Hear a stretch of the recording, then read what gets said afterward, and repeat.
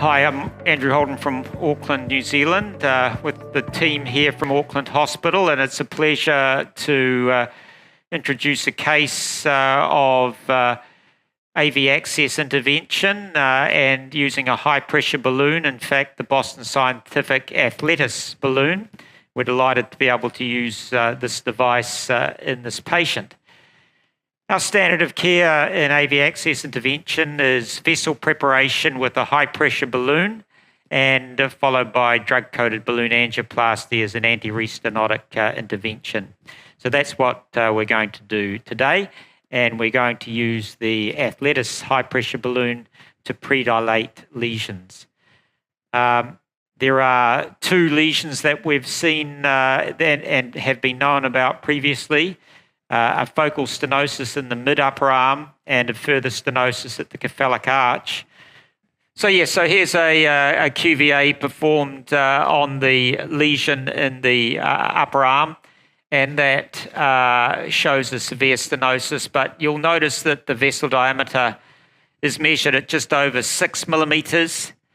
Our approach has been aggressive predilatation.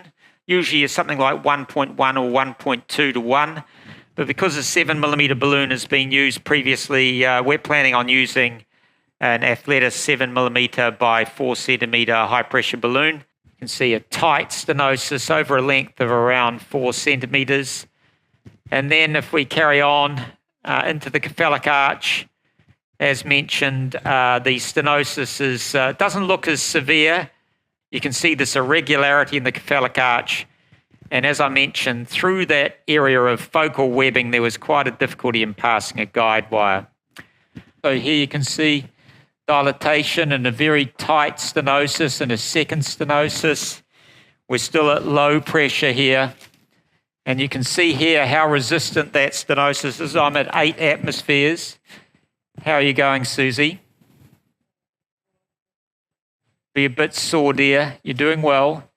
See, we're still not effacing, and then we effaced, and that was only at 10 atmospheres. So this very non-compliant balloon achieved an effacement of a stenosis that for many devices would require much higher pressures. Now, I'm just taking this up to 14 atmospheres, and I think we're at a nice diameter.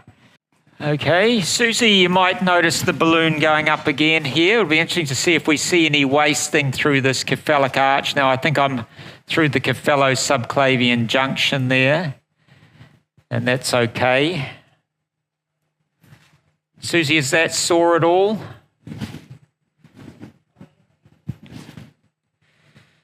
So that's at 14 atmospheres. We had a little bit of irregularity there, and we might just start the clock again.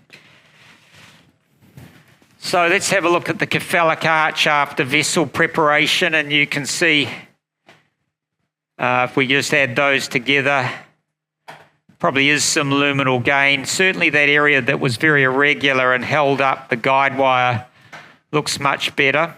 All right, so that's after drug-coated balloon angioplasty. So I think it's a nice example of excellent vessel preparation and also good result after the angioplasties.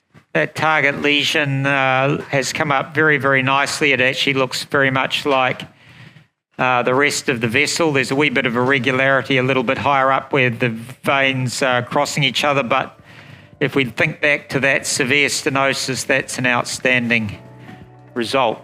So we'll leave it there, and hopefully that'll give us a very durable response.